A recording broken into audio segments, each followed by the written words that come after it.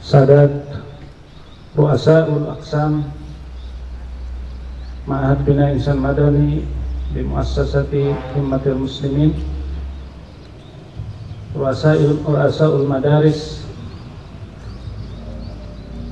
Al-Kiram, As-Sayyidatu As-Sadatu Was-Sayyidat, Al-Mudarrisuna Wal-Mudarrisat, Wal-Asatidatu Wal-Ustadat, Al-Musyrifuna Wal-Musyrifat, Abnai wa Banati, Ayyuhal Hafdul Karim, Nuhayyikum Bitahiyyatil Islam, Tahiyyatan Tayyibatan min indillahi. Assalamualaikum warahmatullahi wabarakatuh.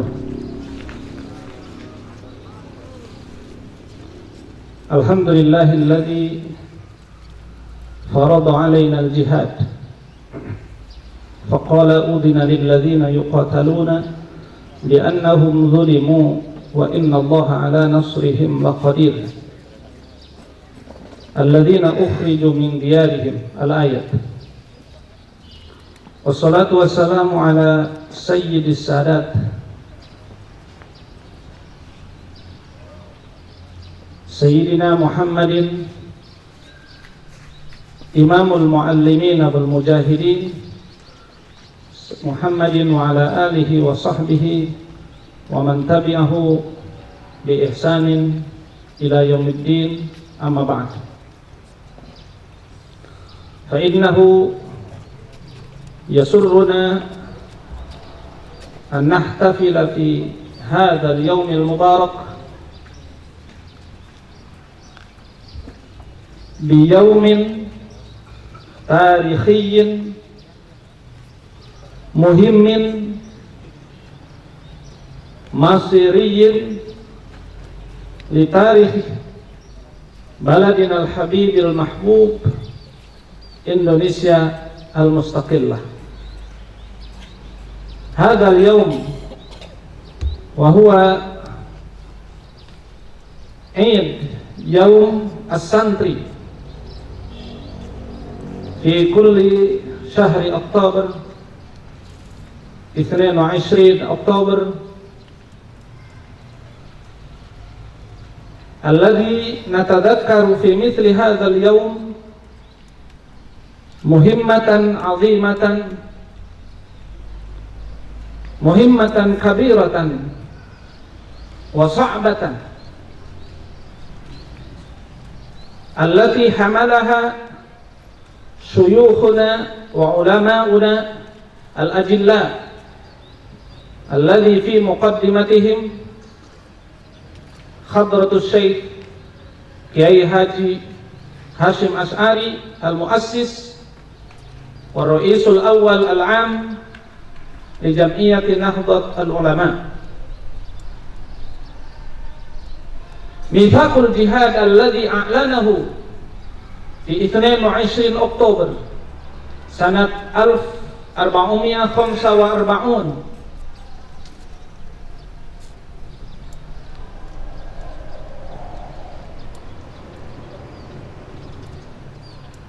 كنقطة تاريخية مهمة في تاريخ الجهاد والكفاح من أجل الحرية والاستقلال, bahwa resolusi jihad yang diumumkan, yang digaungkan dan yang digemakkan oleh al-maghfurlah al-marhum Hadratus Syekh Kiai Haji Hashim Asy'ari di tanggal 22 Oktober tahun 1945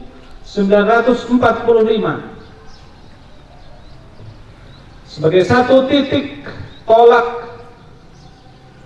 sebagai satu momentum yang sangat penting dan diabadikan dalam benak perjalanan sejarah umat Islam dan bangsa Indonesia.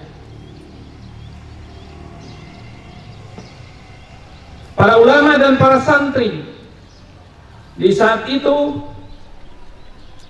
tidak cukup dengan menghafal Al-Quran, tidak cukup dengan belajar kitab, menghafal alfiyah, menguasai usul fikih, ilmu tafsir, ilmu hadis, dan sederetan cabang-cabang ilmu yang dipelajari di pesantren. Kemudian mereka duduk berpangku tangan melihat para penjajah dan bangsa yang dirobek-robek,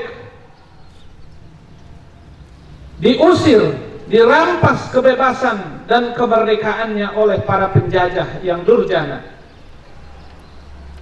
Tidak ada pilihan bagi para ulama yang tidak pernah mengenal rasa takut kecuali oleh Allah Subhanahu wa taala.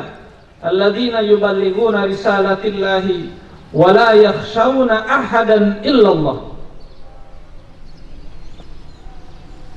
Kecuali mereka rapat dan berkumpul untuk memilih sikap yang paling mulia, yaitu jihad melawan para penjajah.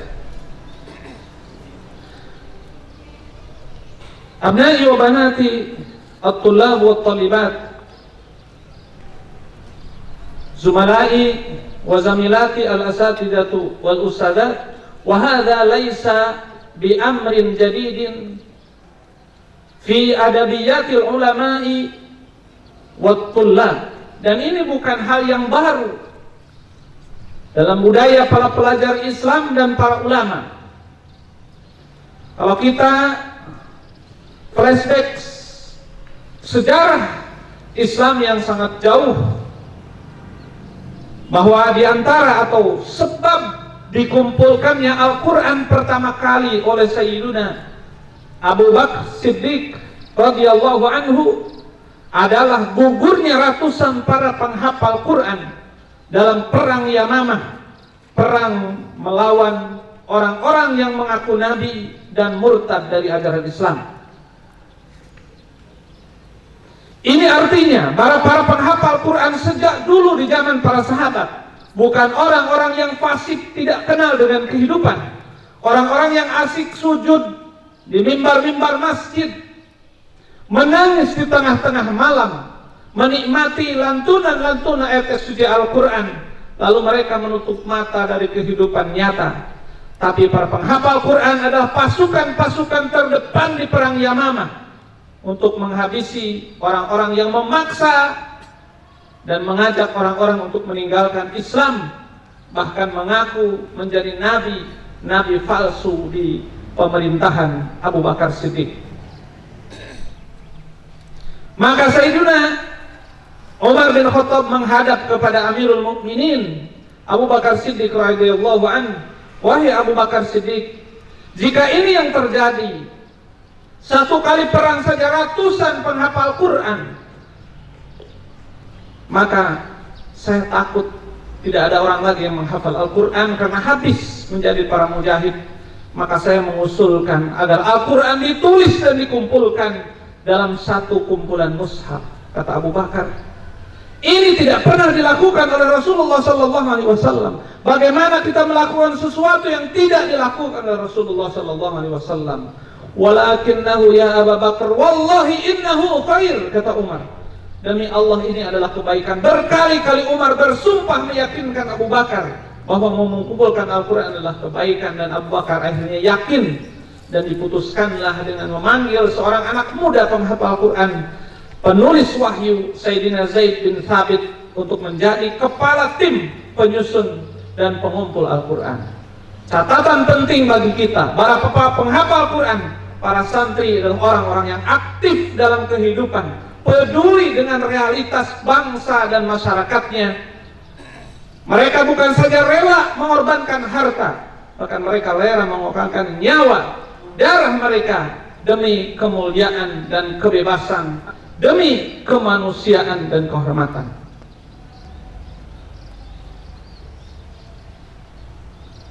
Itulah sebabnya sesungguhnya negara ini berdiri tegak sampai hari ini. Sudah hampir 1 abad lamanya. Jasa yang paling besar adalah jasa para ulama dan jasa para santri. Namun demikian, kebanggaan kita terhadap jasa-jasa mereka, para ulama dan para santri, janganlah menjadi nyanyian dan kebanggaan belaka. Para santri di tahun 1945, para ulama di tahun 1945 yang memilih jalan yang sangat pahit, jalan yang sangat sulit, padahal mungkin bagi mereka untuk menjadi budak-budak penjajah, untuk menjadi para penjilat yang bisa jadi mendapatkan honor dan gaji-gaji yang besar, asal mereka menyimpan, asal mereka meletakkan senjata, menutup mulut mereka, sehingga para penjajah bisa semena-mena melakukan tindakan yang mereka inginkan. Dengan demikian, tugas kita memperingati Hari Santri hari ini adalah bagaimana kita menoladani, meniru,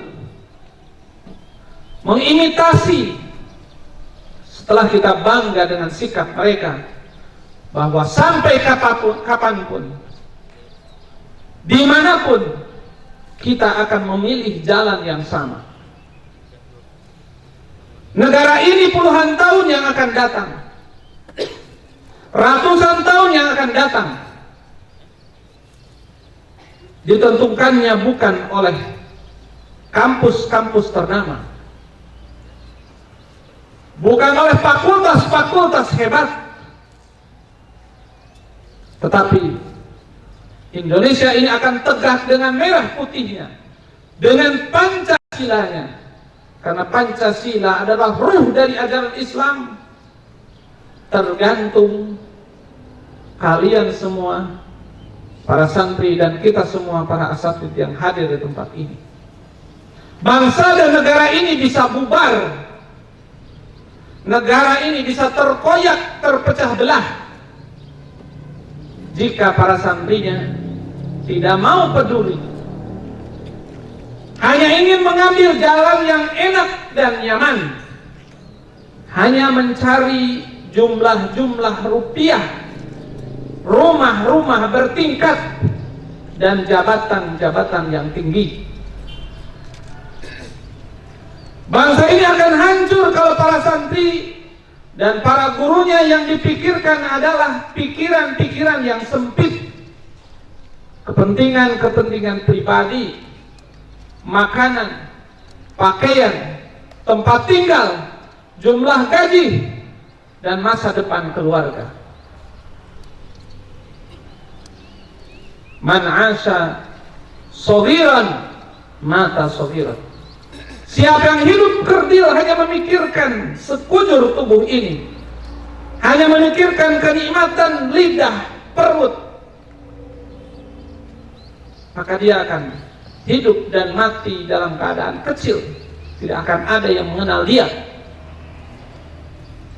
Tapi waman 'asha kabiran, siapa yang hidup memikirkan misi-misi besar, tugas-tugas besar, 'asha kabiran wa mata kabiran, dia akan hidup menjadi orang besar dan dia akan mati menjadi orang besar.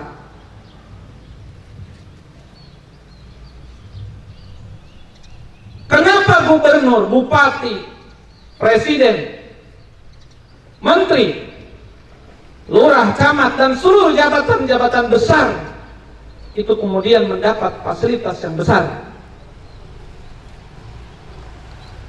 Jawaban yang benar adalah karena mereka seharusnya memikirkan bangsa yang besar ini. Jadi sebesar apa pikiran kita, maka sebesar itu yang akan kita dapat, tanpa harus dicari.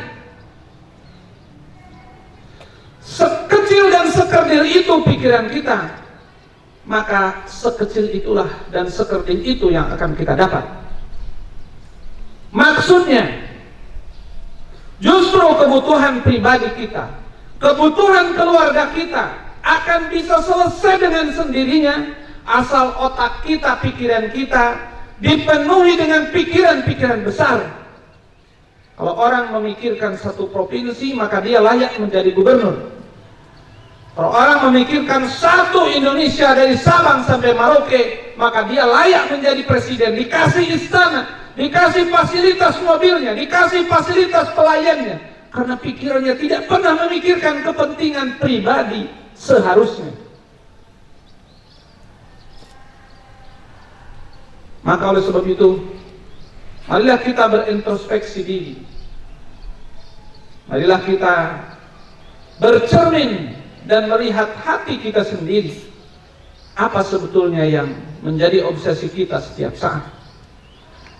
Apa yang kita mimpikan di setiap malam? Apa yang kita risaukan di setiap pagi ketika kita bangun tidur? Apakah bangsa? Apakah negara? Apakah agama? Kalau iya, maka berbahagialah, karena Anda akan menjadi para pejuang yang menjadi besar dan mulia di hadapan Allah, bahkan di hadapan manusia.